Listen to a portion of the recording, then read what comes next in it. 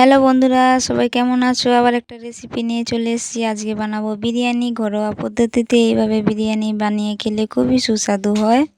তো দেখো, সবার প্রথমে চালটাকে কিন্তু ভিজিয়ে নিয়ে রাখতে হবে। তো আমি এখানে 1.5 কিলো চাল নিয়েছি, যেহেতু আমাদের পরিবারে অনেকজন আছে। তো তোমাদের যতটা পরিমাণ চাই ততটা লাগবে। আধা ঘন্টার মতো এই চালটাকে ভিজিয়ে রাখবো। তো দেখো, জল দিয়ে দিচ্ছি, দিয়ে ভিজিয়ে রেখে দেবো এটাকে। আধা ঘন্টা পর এটা এবার ছেঁকে নেবো। তো চিকেনটাকে ম্যারিনেট করার জন্য এই যে আমি এখন ঢেলে দিলাম।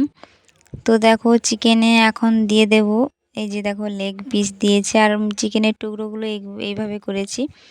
তো চিকেনটাকে ধোয়ার পর এই যে দিয়ে দিচ্ছি লঙ্কার গুঁড়ো, তারপর আদা রসুন পেস্ট। তো আমি এখানে টক দই অ্যাড করিনি, ঘরোয়া পদ্ধতিতে যেহেতু করছি। হলুদের গুঁড়ো দিলাম একটু। তো পরিমাণ মতো নুন দিয়ে দিলাম। এবার সবগুলোকে একসঙ্গে মাখিয়ে ভালো করে ম্যারিনেট করে নিতে হবে। ওকে, তো দেখো সবগুলোকে ভালো করে ম্যারিনেট করে নিচ্ছি। মশলাগুলোকে এইভাবে চেপে চেপে চিকেনগুলোকে মেখে দিলাম। তো এখানে তেল গরম করে আমি এখানে পেঁয়াজের যে ব্রেস্তাটা হয় ওটা ভেজে নিচ্ছি। তো এইদিকে হাঁড়িতে জল বসিয়েছি, আর এইদিকে প্রেসারে সিটি দিয়েছিলাম আলু একটা। তো ওটা দেখালাম না, এখন দেখিয়ে দিলাম। তো ব্রেস্তাগুলো ভাজা হয়ে গেলে, এই যে দেখো ভাজা হয়ে গেছে, এবার আমি তুলে নেব। তো তুলে নেওয়ার পর এবার ওই একই তেলের মধ্যে আলুগুলো দিয়ে দেবো। আলুগুলো যেহেতু সেদ্ধ করেছি, তাই আস্তে আস্তে করে আলুগুলো ছাড়তে হবে, যাতে আলুগুলো না ভেঙে যায়। তো তো দেখো, আলু ভাজা হয়ে গেছে। এবার একটা একটা করে আলুগুলো তুলে নিচ্ছি। তো তুলে নেওয়ার পর এই যে দেখো, বিরিয়ানির যে রাইসটা ওটা সিদ্ধ করতে দিয়েছিলাম, তো ওটা সেদ্ধ হয়ে গেছে। তো দেখো, এইখানে বিরিয়ানির মশলাটা করে নেব এবার। তো এইখানে নিয়েছি দারচিনি, বড় এলাচ, ছোটো চিলা, মরিচ, সব কিছু বিরিয়ানিতে যে মশলাগুলো দেওয়া যায়, তোমরা দোকানে বললে দিয়ে দেবে ওরা।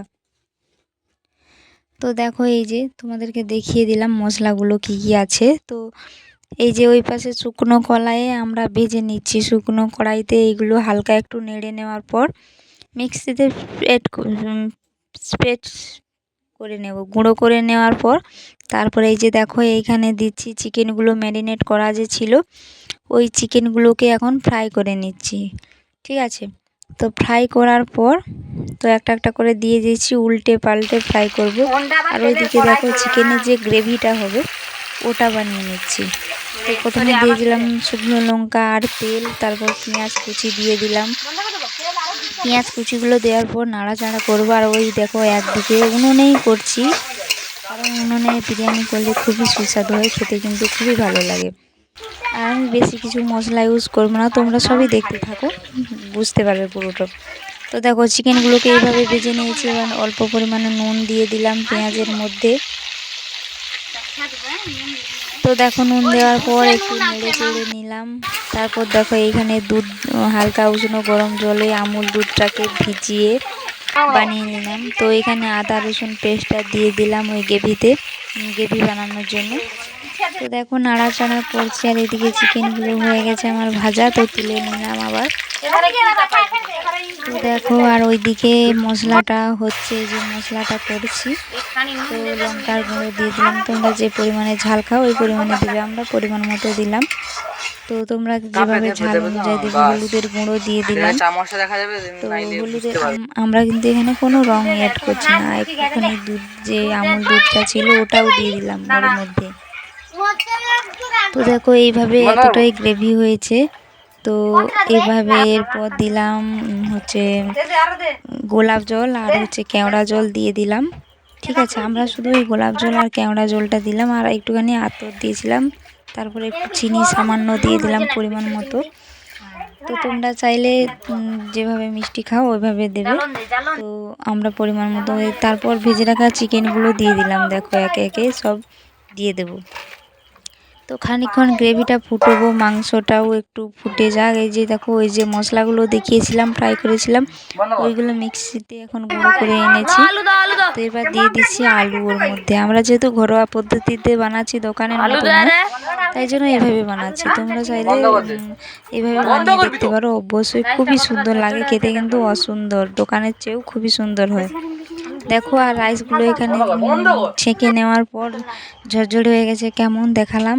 তো এখানে দেখো ওই গুঁড়োটা দিয়ে দিলাম, গুঁড়োটা দিয়ে গ্রেভিটা একটু ফুটবো, তারপর একটু অল্প পরিমাণ ঘি দিয়ে দিলাম। তো দেখো এখানে হয়ে গেছে। তো এবারে কিছুটা পরিমাণ এখানে দিয়ে দিলাম। আমরা যেহেতু ঘরোয়া পদ্ধতিতে করলাম তো স্টেপ বাই স্টেপ করলাম না, একেবারেই ওই হাঁড়ির মধ্যে গ্রেভিটা দিয়ে চাল দিয়ে দিচ্ছি। দেখো রাইসটা দিয়ে দিলাম, কত সুন্দর ঝরঝরে হয়েছে। দেখো হাত দিয়ে যে আমি দিচ্ছি একদম হাতে লাগছে না। এবার উপর দিয়ে একটু কেওড়া জল, গোলাপ জল দিয়ে দিলাম। তারপর দেবো ভেজে রাখা সেই ব্রেস্তাগুলো, ওইগুলো একে একে ছড়িয়ে দিলাম।